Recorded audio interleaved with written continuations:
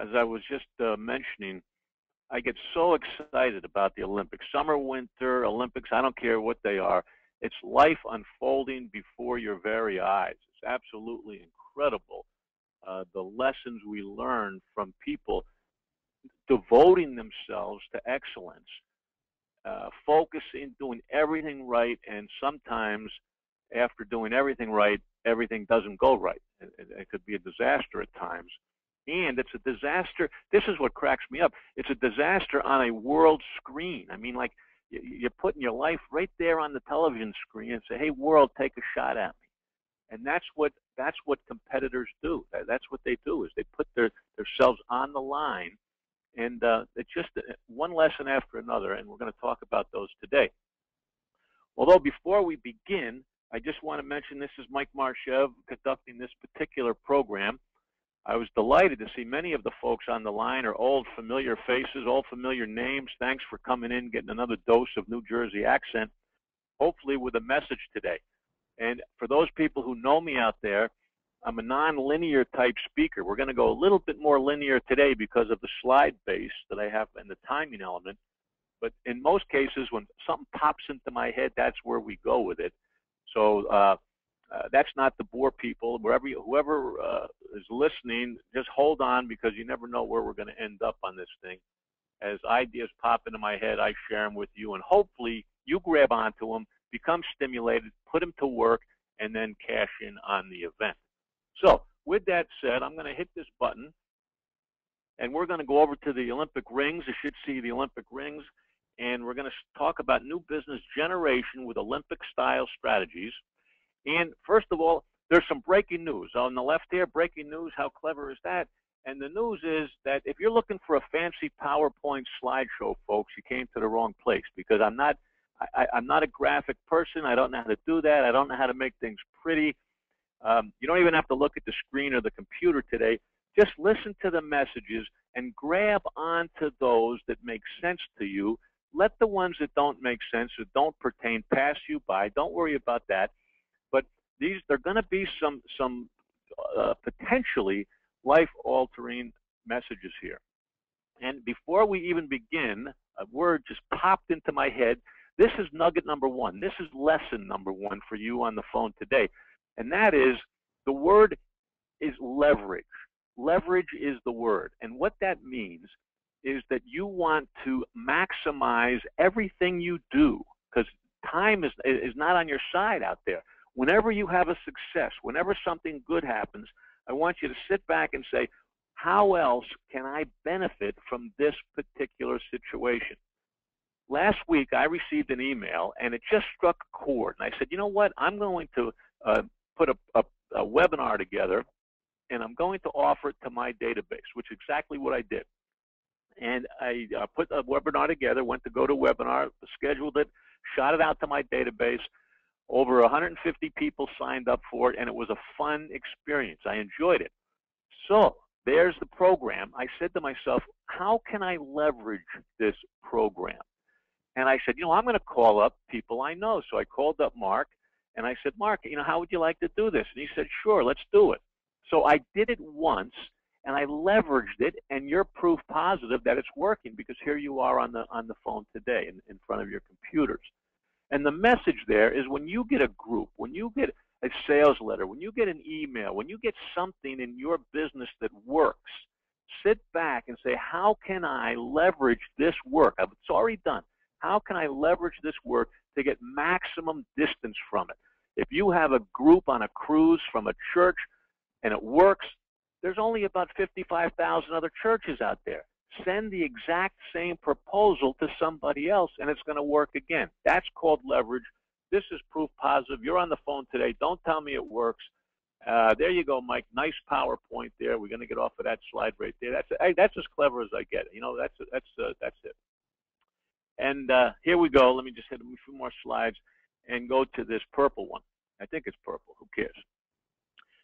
Olympic champions know that there's a three-step process to greatness, and I'm going to share that three-step process with you folks before we dive into the London Olympics. Now, the first step, let's make a decision to yourself to do whatever it takes to get your job done. Now, I don't know what the definition of your job is. Double your business, go out and get 15 more accounts, land the Rotary Club. I don't know what it is. But to make a decision to do whatever it takes, not when the sun shines, not when it stops raining, not when you feel like it, not on from Monday to Friday. You're going to do whatever it takes to achieve whatever it is that you want to achieve. And in business, it's to become profitable and have more fun. And then step 2 is to make it a mission. Nothing's going to get in the way. I'm going to double my business. I'm taking my business from $100,000 a year, and I'm going to make it $2 million. That's what I'm going to do. That's the decision I'm making. And I can make that decision. It's not stupid because I don't have to buy any product. The product's already there. The product's gleaming in the sunlight. It's beautiful stuff you're selling. Either the geographics is beautiful or the mechanical stuff that you sell is beautiful. You don't have to buy it. You don't even have to polish it. You don't have to maintain it. It's there for you. And the marketplace is there for you. So if you make a decision to up your business 10%, 50%, I don't care what it is, you make that decision, and I'm going to do whatever it takes to make that work, and no one's going to get in my way.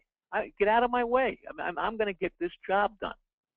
And step 3 is where we separate the lip service from the Olympic athletes, and that is we're going to take action, not when we feel like it, every day. We are going to get closer to our mission. We are going to get closer to making our decision factual every single day. And that's the 3 steps. That's why not more people are. That's why I'm getting too excited here. I better slow down. That's why more athletes are not in the Olympics, because they don't make a decision. They let people get in their way. I'm going to show you a good example of that a little bit later. And they don't take action every day. Now, Olympic athletes, they didn't decide to go to London a month ago. I have a good idea. Let's go into the Olympics. Hey, swell idea. Let's go. They decided 4 years ago, or 8 years ago, if they didn't get in last year, or 12 years ago. They've been working every single day for 4 years to get to where they want to go. They made a decision, and they had a mission, and they took action. So that's what you folks have to do out there on your own terms, but don't give yourself lip service. Mean it. If you want to be the Olympic champion in business, which you can be, because remember, everything I say, it's equating to business, is if you want to be that champion, you make a decision, make it a mission, and then you take action every single day. Now, here's, before we get started, something worth noting. I want you to remember this, that you're a magnet. You are a magnet. You work just like a magnet. And a magnet either repels or attracts. And people are attracted to winners. We see an Olympic athlete, and if someone spots an Olympic athlete in a supermarket, what's your first reaction? To run away from them? Do they repel? Hey, there's an Olympic athlete. Let's get out of here. No, we respect these people. We admire these people because we know how much work they put into their mission, and we want to go touch them. We want to go talk to them. We want to go get their autograph. We're attracted to these human beings. And when you think about it, they're just a bunch of kids. We're the adults, they're the kids, but we're attracted to them. Why? Because we respect what they've done.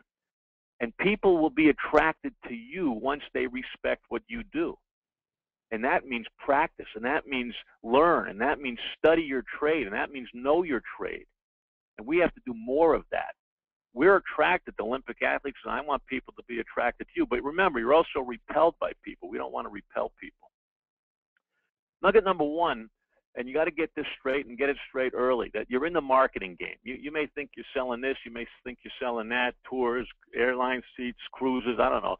But you're in the marketing game. And the marketing is where the action is. It's not hard. It should be and can be fun. And it's the answer. Marketing is the answer. If you're not more successful than you want to be, it's not because of anything but your marketing skills and your marketing tenacity and your marketing persistence and your understanding of what it is. And I'm going to make it easy for you. Marketing is nothing more and nothing less than getting the right people. Notice I said right, the right, not just mobs of people. I don't want mobs. I'm not into the numbers game. I want to get the right people to know me, then after they know me, to like me, and then after they like me, to trust me. That's what marketing is, to get people to know you, like you, and trust you. And I'll say it one more time, to get the right people, the targeted people, the ones that make sense to you, to know you, to like you, and trust you. Now, once you understand that as being the definition of marketing, your life becomes simple, because I just have to go out and get the right people to know me. And that's where it starts. You can't get them to trust you. I love these people, strangers, that come up to you and say, hey, you can trust me. I would trust you. I can't trust you as far as I can throw you. I don't even know who you are. I'm not going to trust you. And in this day and age of internet, the world and the twits and the Twitters and the Facebooks, you know, you have to be very careful opening up yourself to strangers these days. So getting to trust somebody takes time. Hey, which brings me to another point. Trusting people takes time, but all of a sudden it takes a millisecond to destroy any relationship that you have. That's if what you're doing is called work, and I hesitate to call it work, but if what you're doing is called work, then the biggest struggle is not shooting yourself in the foot. I mean, it takes years to gain trust and milliseconds to lose it. You can lose it on a quick quick sentence. You can lose it on not following up. You can lose it on not calling back. You can lose it on a mistyped word. I mean, it's so easy to lose what you've built over time. That's where the work comes in. This business week, and let me just to make sure that we're on the right page here. I'm gonna. This is let's see, the attendee. I'm gonna go to the attendee list. I'm going down and I'm going to unmute Sharon now. Okay, Sharon, I hope that you're looking. Hold on, you're not unmuted yet. And I'm going to unmute you right now. Hold on. Okay, Sharon, you're unmuted. Are you looking at the Business Week marketing page? I sure am. Oh, holy cow. Very cool. All right, this system's working. Thanks, Sharon. I'm going to keep you off mute because I don't know how to mute you again. But this Business Week article was a beautiful one. I kept it for years and years, and it's called Make It Simple. You know, you ever been sent down to the grocery store by your significant other and say, go buy some Tylenol? I mean, you can't do that. It's an impossibility. You can't go to a store and buy Tylenol without having more information. I mean, it's like going down to buy a bar of soap. All I want is a bar of soap. But there's pink soap, there's blue soap, there's soap in the morning, soap in the night, there's Tylenol, PM, AM, single people, Tuesday, Tylenol. I mean, we just complicate this decision-making process. And incidentally, that's where you come into play as a travel professional. Now, I'm going to try to give you a definition, try to give you your elevator speech here, but what you do, when somebody says what you do, what do you do? What you are, you're in business to make life easier for people, and you help people. That's what you do. You help people make better travel-related decisions. That's what you do. That's your job. It's not to book a cruise. Your job is to help people make better travel-related decisions based on the information given to you, based on your experience, based on your knowledge, based on your contacts, which they don't have any of. Your job is to help people make better travel-related decisions, because the world, the internet, the cruise lines, everybody who can fog a mirror today is trying to complicate this thing. Your job is to get people to know you, like you, and trust you, and your job also is to help people make better travel-related decisions. Now, there's another a very, very important point, and it goes under the saying that you can't be all things to all people, nor do you want to be. There's 7 billion people in the world, and you can draw a line down the page and divide 7 billion people into 2 groups. And when you do that, your life becomes simple. The 2 groups of people are people you can help and people you can't help.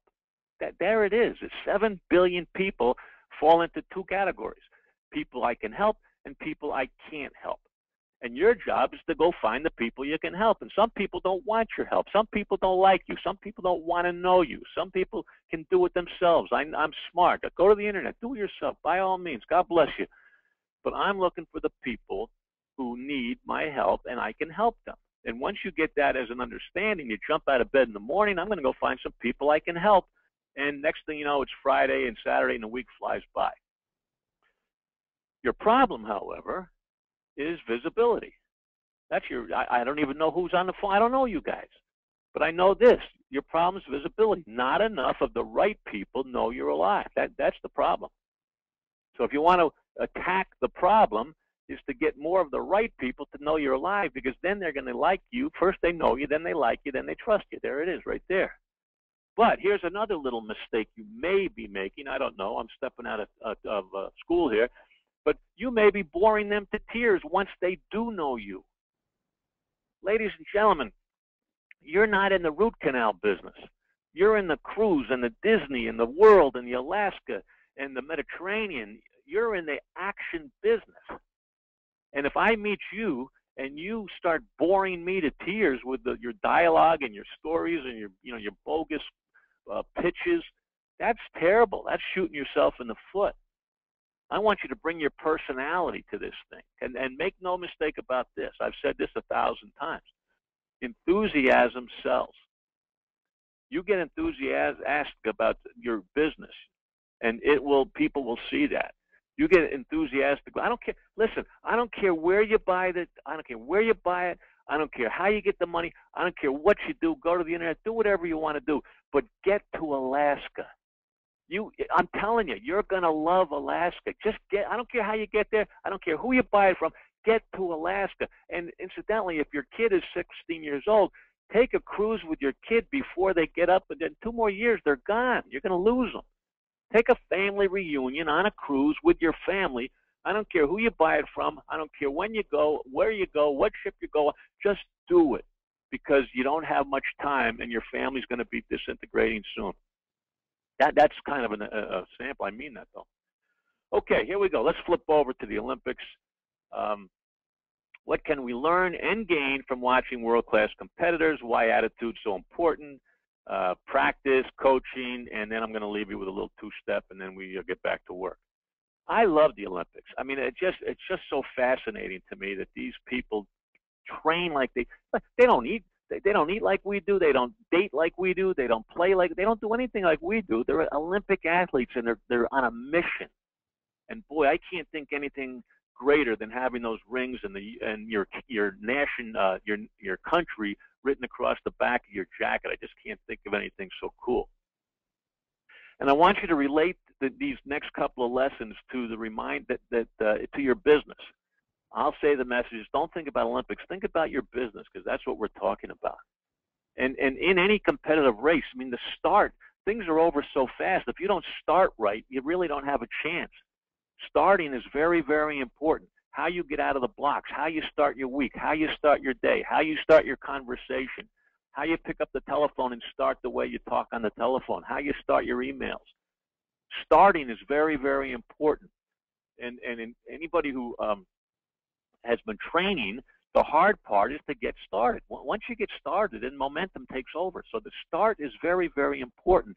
But it's not over till you finish. It's not over halfway, 80%, 90%. We have to finish. We have to finish the week. I mean, I get a big kick out of people who spend a lot of money to go to trade shows. They buy a booth, they buy an airplane ticket, they buy a hotel, and they go to a trade show, and they're standing in the booth for 3 days, and it's a 3-day event, and Wednesday at noon, they like quit. I mean, it's like they give a 2.5 day to something that's really 3 days. And then you go to a trade show, look at the people near the end of the show. See how many quit early. See how many are finishing strong. And you're not going to see it. People quit. They get lazy. Finishing strong, folks. If you start something, you finish something. And you're going to win. I guarantee you, if you don't think you're going to win, you're going to win some of these things. And you're going to lose some of these times. And if you get upset when you lose, then you don't have the emotional intelligence that we require to be an Olympic champion. Because things aren't going to go right all the time. And you've got to have the discipline, because you're not going to have somebody standing over you. Like the Olympics have a coach. I mean, NFL athletes have a coach. Everybody has a coach to kind of watch them and prod them along.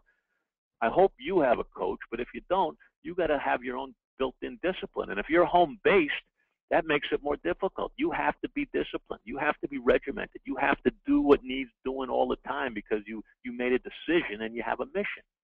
So discipline is very, very important. Those Olympic athletes, very disciplined people. And then you take a risk. There's a risk that you could come out of the blocks after 4 years of training, take one step and fall down. You see it. You see it all the time. I saw a skier in the Winter Olympics come out of the gate, turn left, and run into a snow fence. I mean, that happens all the time. They trip on a ski. They go on it off to the side. I saw a diver this year do a flip-de-zoo and hit his head on the diving board. You're not supposed to do that. Even I know that. You're not supposed to hit your head on the diving board. And that's exactly what he did. And people fall down and they go over the hurdles. And I mean, all kinds of things happen. They take a risk in front of the world. You're taking a risk. And there's no guarantees. But I'm telling you, if you don't practice, if you don't study, if you don't train, if you don't fail, then it really is not a risk. You're just guaranteed that it's going to be a zero.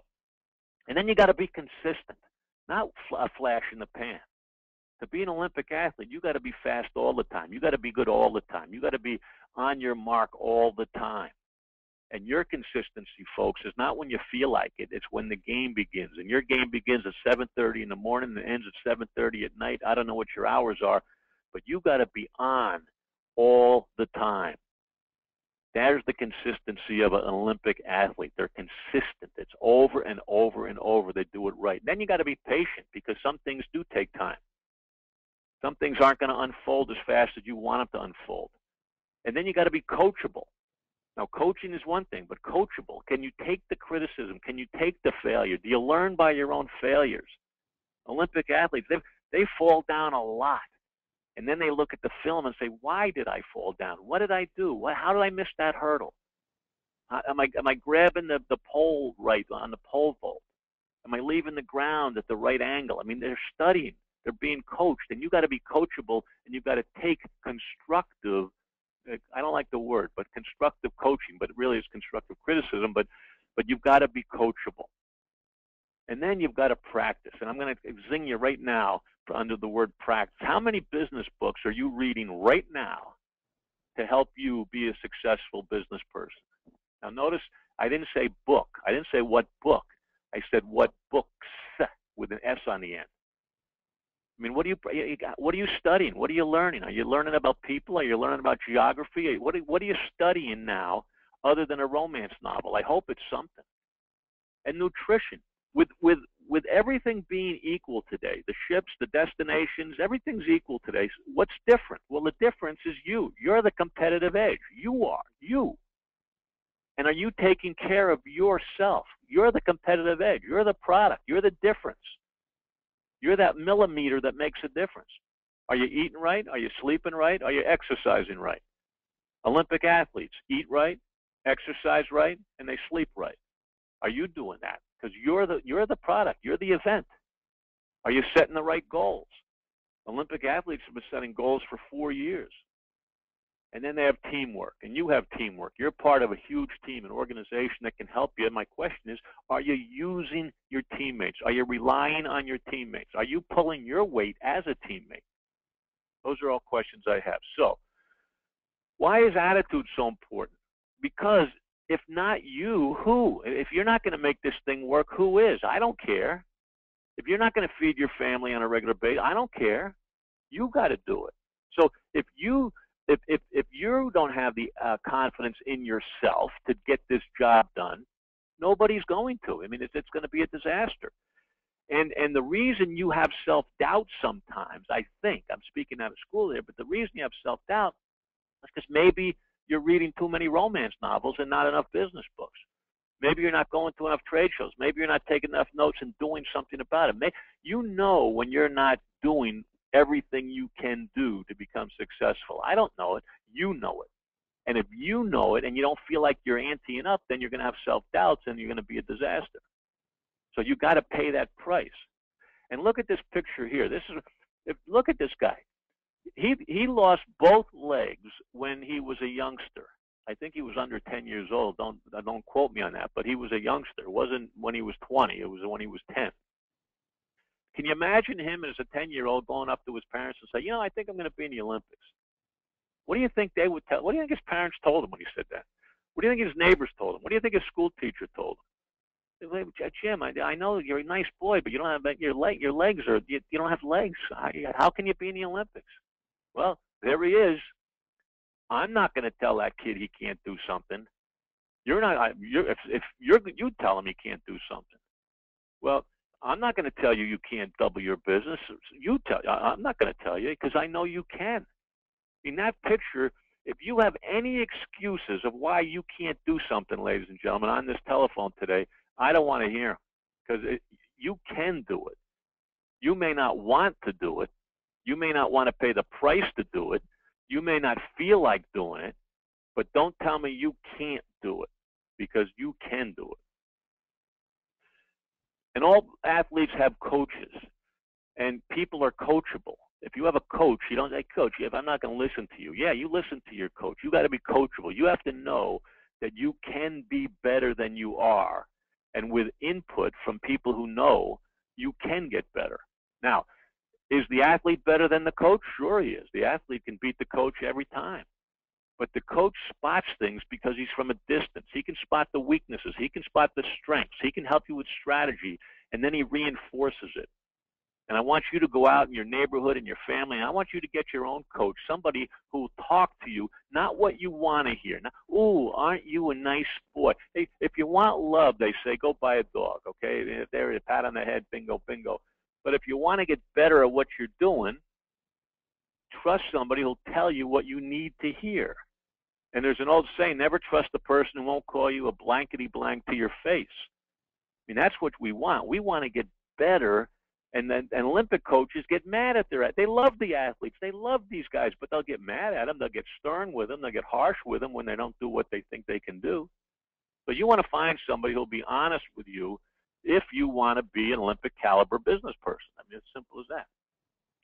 And sometimes it doesn't work out. Sometimes you'll do everything right, and you'll read the books, and you go to the seminars, and you go to the trade, everything right, and it doesn't work out. It just doesn't work because life is unfair. And this is what's called emotional intelligence. You must understand that things are working in a sine wave. And what better, I think your conference this year is Oh, the Places You'll Go. If you haven't read that book, go, number one, you don't even have to buy it anymore. Go to the YouTube. They have it up on YouTube. Oh, the Places You'll Go.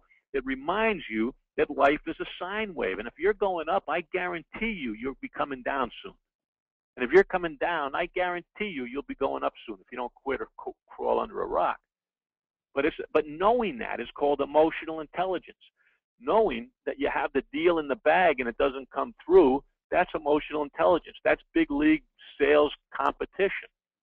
There are no guarantees until the check goes through the bank. Things go wrong. They will go wrong. Know that. Reminds me of a quote from Barry Diller. He was the QVC president, and he wanted to buy Paramount Pictures, or vice versa. I know QVC was involved, I know Paramount was involved, and I know Barry Diller was ahead of one of those two.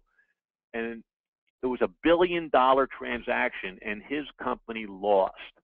And they went to Barry, and they say, Barry, how do you feel? You just lost $1 billion deal. And he says, how do I feel? They won, we lost, who's next?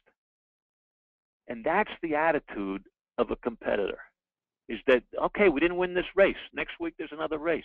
PGA golfers, I came in second this week. Next week's another game. Your game is, if we didn't win this account, we'll go get the next one. Where you go wrong is you don't have a next one sometimes.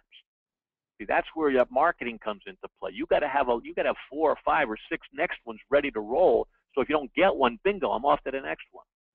So you need to fill up the hopper, fill up the funnel, if you want to use that term. And that's where you get bummed out, is when you lose something, you don't have anything to fill it up next. And that's where you need to fill up the hopper early, so you have plenty to do all the time. And sometimes you're going to feel all alone. Even though you're part of an organization, sometimes you're going to feel all alone. And in this particular slide, I look at this, and here's a woman all alone on the track, but at least there's people there. But the last 4 years, that woman was running that same race in her own mind at midnight, at 4 in the morning, all alone. Wherever she trained for 4 years, there wasn't 12,000 people looking at her. She was all alone. And sometimes you're going to be practicing, and you're going to be all alone, and you're going to feel all alone, and you're going to get sad because you're all alone. And that's when you use your group. That's when you use your organization and the people you meet at conferences and that you have a common denominator with. You call each other up. I have mentors. I have coaches. I've been working alone since 1984. But I don't do it by myself. I have Nolan Burris. I have Stuart Cohen. I have Scott Keff. I have guys in the industry that I call up, and if you want to, 2 minutes of whining or venting or whatever you do it with them, and then you get back to work. So you may feel alone, but you're not alone. And if you don't utilize the tools that you have, then like we can't help you. And I don't know if this next picture, I don't know if their boat's sinking or not, but it looks like they're taking on water, so I grabbed the shot. Sometimes you take on water. Sometimes things don't go right. Sometimes there's a snafu. And how do you overcome that adversity? That's very, very important, you as a professional. We need you because when things go wrong, you're the person I want to call. And Phelps, during the Olympics, he was interviewed by Bob Costas, and he was telling a story about the butterfly competition when he dove in to start the race, and his goggles got knocked off his eyes and they filled up with water. I don't know if you saw that interview like I did. It was on television. And they need those goggles to see through the water. They're pushing their heads through the water so fast. They want to see where the stripe is on the bottom of the pool. They want to see where the wall is. They want to see where their competition is. They use those goggles to see, and they were filled up with water, so he absolutely couldn't see anything. So as soon as he jumps in the water, boom, he's in trouble.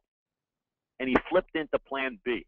And plan B was he knew because he trained properly, he practiced properly, he knew that in 27 strokes, he'd hit the wall. So he started counting strokes. He couldn't see. But in 27, he knew the wall would be there where he'd do the flip around. So he 27, boom, flip-de-doop, back the other way, 27 strokes, flip, bing, he won the race. The point was he immediately went into plan B. And you, as professionals, that's why I pay you. You have a plan B. What if the plane doesn't come? What if the ship goes to a different port? What if? Don't worry about it. I've thought of everything. I got it all set up. Here's plan B. Here we go. Don't worry about it. Just call me. It's all taken care of. That's what we pay you for, plan B. And you need a good horse. I mean, if you're going to, the guy in the red jacket won the gold medal, but actually it was the horse who did the jumping. And that's more good news for you guys on the phone today, because you know it, and I know it. You're on one of the best horses there are out there. I mean, Cruise Holidays is one of the best. You're riding the best horse. It's the best in the business. That whole organization, the whole staff, everybody's supporting you. You are riding one strong horse. And that's what it takes to win. If you don't have a strong horse, if you don't have a strong family, if you don't have strong preferred suppliers, if you don't have strong management, if you don't have strong personnel on your team, you're not going to win. To win, you need a strong horse. The good news is, as far as management goes in your franchise, you have a strong horse. Now, how strong you are in your own little worlds, that you got to develop that yourself. But people, a relay team needs 4 strong people. A volleyball team needs 6 strong people. Beach volleyball needs 2. You need a strong horse if you're going to win. And every once in a while, you take one on the chin. Whoa, holy cow, I didn't see that one coming. Bingo, I'm on the floor. Well, you get back up again. And you're going to be blindsided in business. You're going to think everything's running real smooth, and then all of a sudden, whang, where'd that come from? Some guy hit me with a left hook. I didn't even see it coming. Well, that's the game. That's the business game. That's the entrepreneurial game. And I think Miley Cyrus said it better than anybody. It's the climb. It's not the destination. It's not the mountaintop. That's not it. It's the climb. It's the every step, every day, Monday through Friday, the people you meet, the experiences, the successes, the failures. That's the whole game of entrepreneurship. That's why you're in business. And don't think it's just, don't wish your life away until you get to the end. It's the whole thing. Right, wrong, or indifferent, I don't know. I'm going to put my heart on my sleeve here, but the first time I ever ran the New York Marathon, I figured I'm going to take this in. I'm not going to run so hard that I throw up on 3rd Avenue and not enjoy this thing. I was in it to enjoy it. And I would stop and I'd look around and I'd see things. And when I ran the Ironman, I didn't win the Ironman. I enjoyed every second of it while other guys were being pulled off to the hospital. So I want you to enjoy this entrepreneurship because that's what it's all about. And I want you to keep on running. Keep on running. Don't quit. Keep on running. And the 50, 25, 80, let me tell you what that is. Oh, incidentally, if you want to meet a lot of people and you're looking, the Olympics, they put the rings, and when they get a tattoo, the Olympic champions or even the contestants, sometimes they put a tattoo on their back, and it's the rings, the 5 rings. Well, you're not an Olympic champion, so if you're aching to get a tattoo, put this one on your body somewhere where people can see it. They got to see it. 50/25/80. Everyone who sees that tattoo will stop you and talk to you, and they could be a potential candidate for a customer. So if you're looking for a tattoo, there it is right there. That's a bonus. But here's what it means. Don't tell them this. 50% of salespeople, you out there, quit after an initial attempt at making a sale. 50% say, I tried once, I'm out of here. An additional 25% of people quit after the second attempt at a sale. I tried it twice, this is not going to work, I'm out of here. If you add those 2 percentages together, it's 75% of so-called professional salespeople quit after 2 attempts, the first or second. Add them together. So by 2 attempts, 75% of your competitors are gone because they quit too soon.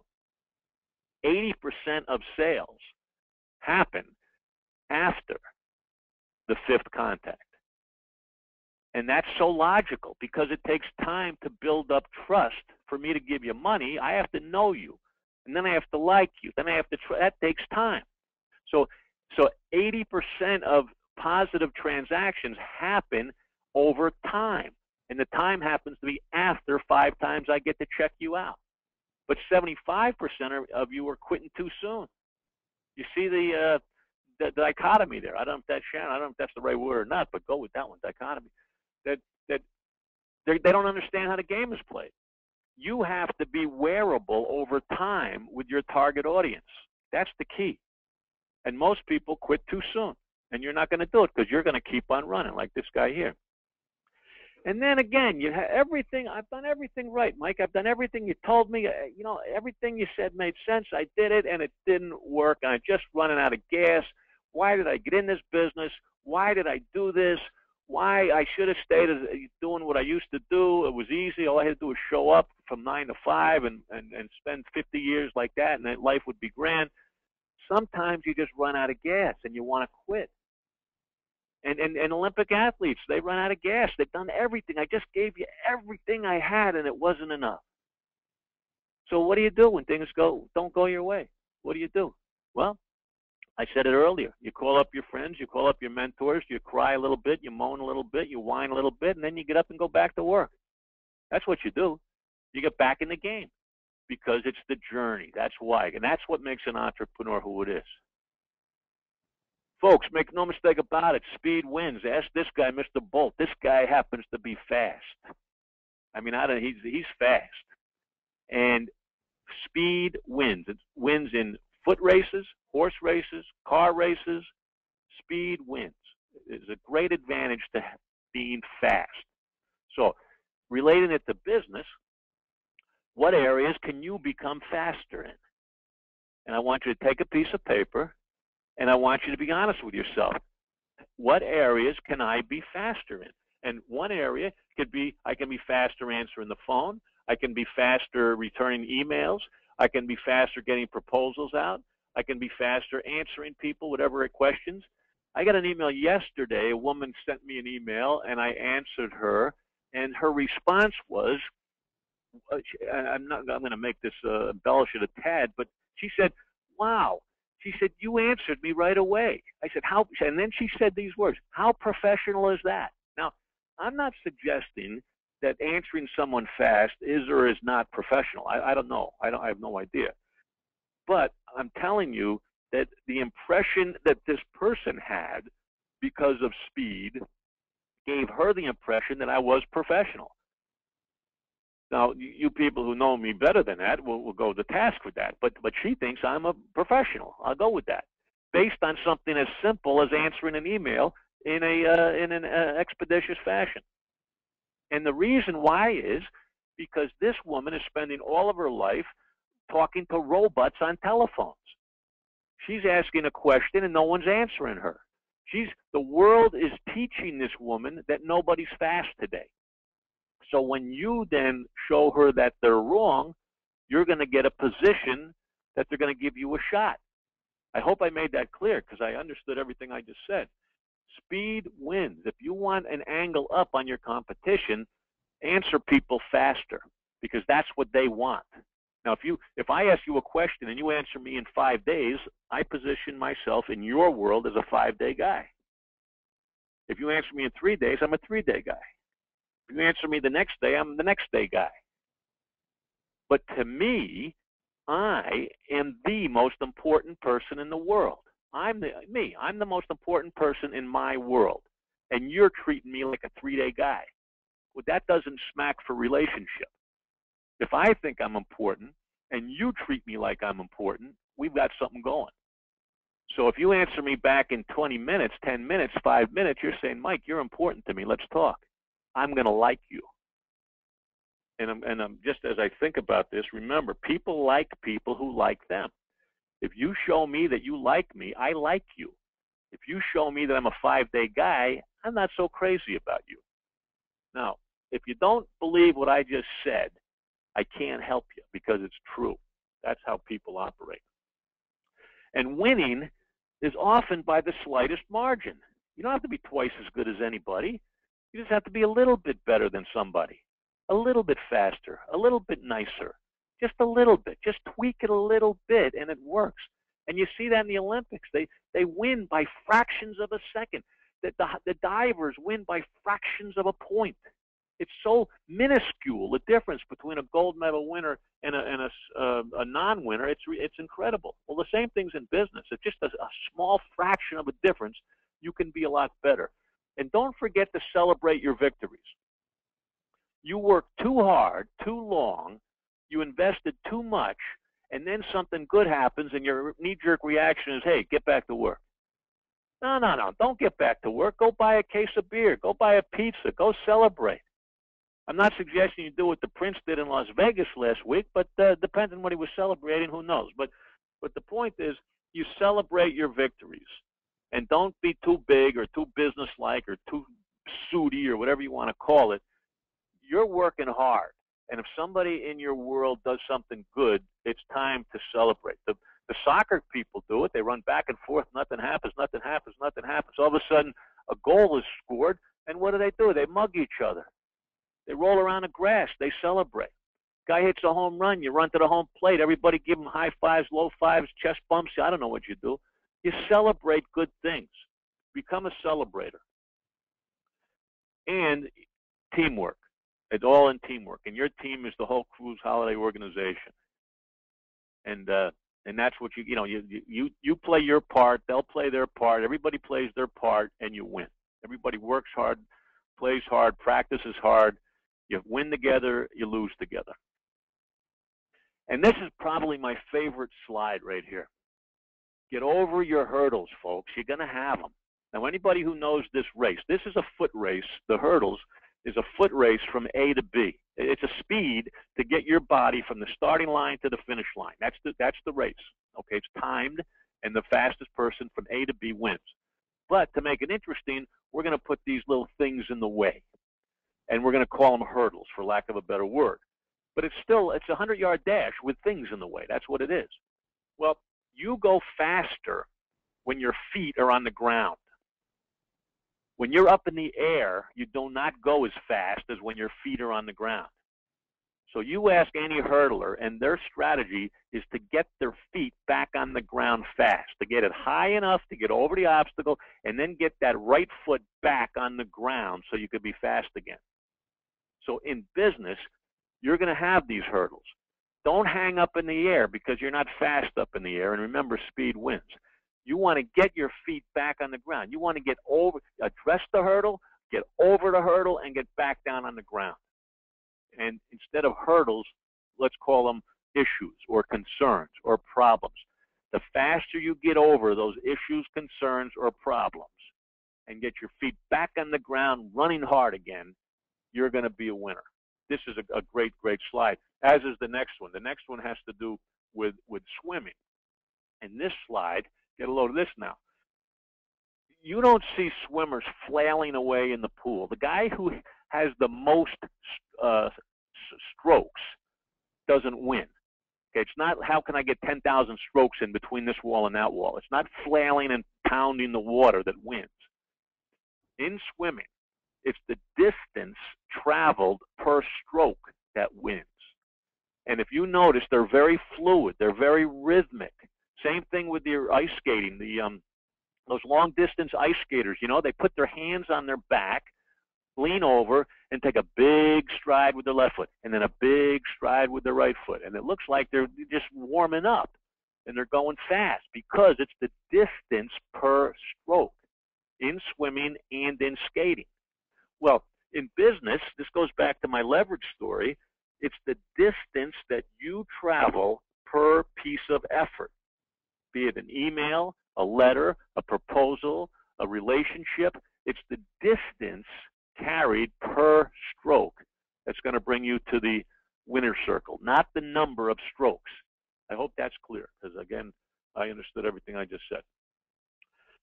Excuses. Boy, we excuse ourselves to death. Too early, too cold, too rainy, too this, too that. Look at this guy. I mean, if your excuses don't go out the window looking at this man who just raced in the Olympics, then I don't know what to say. I mean, let's keep our excuses in perspective, okay? If you don't want to do something, it's because you don't want to do it. It's not because you can't. It's not because the world's unfair. It's not because whatever. You can excuse yourself to death. If you want to do it, make a decision to do it. Make it a mission to do it. And then do what needs doing to get it done. That's how it works. And that, I love, that was such a great story there. And we got to remain flexible. Sometimes it pays to look at things from a different angle. Back off, look at it from our customers, look at it from someone else. Don't take yourself too seriously. Be flexible.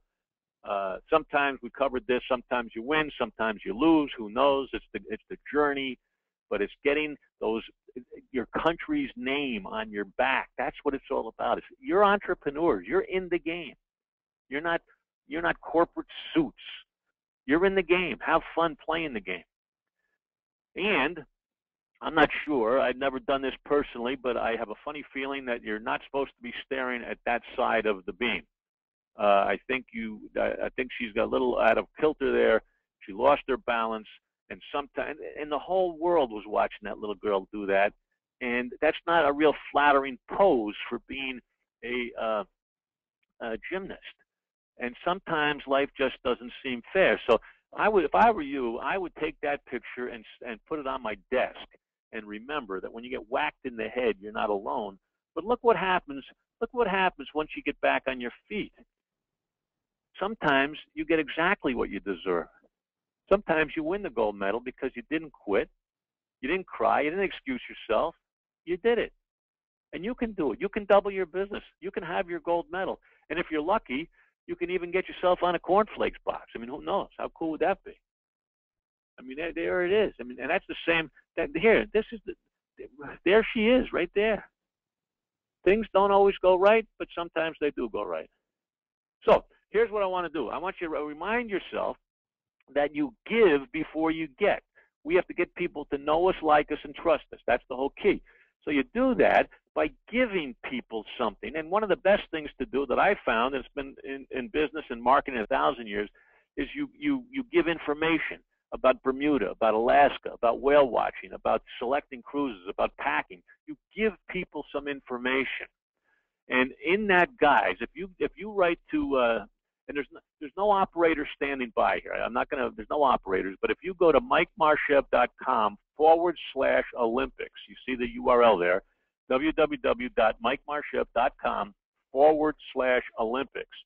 If you go there, you'll get instantaneously, within 5 seconds, I think, a report back in your email box called hey, get a load of that, a special report. And it's the 12-word marketing plan. It's a book that I wrote. And it originally was 58 pages. But last week, a friend of mine said, Mike, you can give away whatever you want, but no one's going to read 58 pages because most people don't read 58 pages. So I said, okay. So what I did was I took this report and I brought it down to 10 pages. So everybody on the line today can read 10 pages, and I can virtually guarantee you that if you connect with those 12 words that I'm going to share with you, you can virtually double your business in the next 12 months.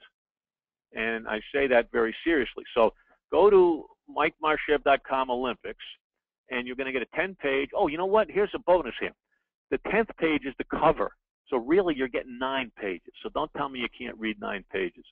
So it's 9 pages, the 12 words. You go get that, and you'll be happy you did. But the lesson I want to leave with you is that if you offer people information on your subject matter, be it Aruba or South America or the Mediterranean cruises or whatever, you offer them a piece of information. And some people will ask for it and some people won't.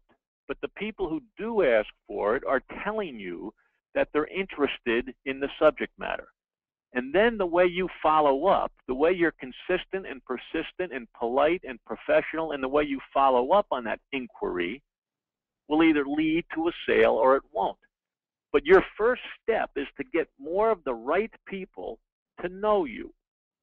And the right people are the ones who are going to spend money on a trip to the destination that you specialize in. So once they know you, now you follow up so they like you, and then you follow up until they trust you. And that's how marketing works. Don't make it harder than it is. Knowing with your emotional intelligence that most people won't need you right now. They won't need you right now. But you don't care. You're not going anywhere. I want you to know me right now, and then over time, you'll get to trust me, and then when you're ready, then you will use me. And it's not going to happen, and especially selling what you're selling, it's not going to happen, oh, that's a great idea, Mike. I think I'll take a cruise tomorrow. It's not going to work like that. If you make an impression with me and then you go away because you quit too soon, remember that 50, 25, 80 slide, then I'm not in business to remember who you are. You have to stay in my world over time until I'm ready to use you. That's your job. And it's not a hard job. It's just a consistent job. But if you do that over time, you'll be happy because it works. I didn't invent this stuff. This is not Mike's invention. I'm just sharing with you a marketing strategy that works. Offer them information, 5 pages, 2 pages, 1 page, 50 pages, I don't care what it is, but offer them something of value and then follow up and stay close. Here's something that you could do. It just made me, you could do what we're doing right now. You could call up all of your database and say, hey, one of my clients just got back from the Amalfi Coast. I'm going to interview them on the phone next Tuesday night to find out what they liked and what they didn't like. If you'd like to listen on the phone call, let me know. And then you go to the Bridgeline, which you get free Bridgelines on the internet. This is not a Bridgeline conference today, but you can do these things because you have to get more people to know you first. Now, I opened up the program today with the word leverage. I offered a program to the people who already knew me last week. We had a nice program, so I said, let me leverage it to other people. Well, since last week, last Monday, over 200 people who I did not know or knew me now know who I am because I offered them something of value in the form of a webinar like this. 200. Now, they're not going to all become customers of mine, but there's 200 people now who know me who didn't know me. And you have to do the same thing. You have to find a strategy that you're comfortable with, that you can go out and introduce yourself to more of the right people, so the right people get to know you and then like you and then trust you, and then the fun game of business takes care of itself. So because Sharon is from corporate headquarters, and because Sharon, I think you're still unmuted, Sharon. You're still there? Yes, okay, I sure am. How cool is that? I want to, on behalf of me, speaking to your entire group, I want to thank you for letting me speak to your members today. And we thank you very much for taking the time to be with us, Mike. Well, it was fun, and remember, go get that special report, MikeMarchev.com/Olympics. And again, you're not going to be talking to an operator that's just going to scoot right back into your mailbox. It'll be fun reading. Now, Sharon, you wrote me a question here, and I don't see what it is. What you may want to what? Oh, actually, you don't need to do anything about it right now, Mike. I don't right now. And then Tim Walsh, Tim is here, but Tim is here, but I can't read that. I don't know. Someday I'm going to have to learn. Oh, Tim is here, but just on the computer. Okay, Tim. Hey, Tim, good thing, because I was going to bust your chops. Good thing you're just on the computer, because you just saved your reputation from everybody who knows you. And I see Ron and Oli and a bunch of names up here that are familiar names to me. It's good to see you. And I think the good news, let's see, we have Sean, Teresa Knox is on the line. Ron, maybe I better not name these because they're not supposed to be named, but I'm looking forward to seeing you. I don't know if you heard it or not, but I snuck on to the Allure, so I'm going to have another shot at you guys next month or 2 months from now. I'm looking forward to that. Thanks for having me. If there's any questions, my email is mike@mikemarchev.com, mike@mikemarchev.com. I hope this helped, and Sharon, I'll see you down the road. Looking forward to it. See you soon, Mike. Bye-bye.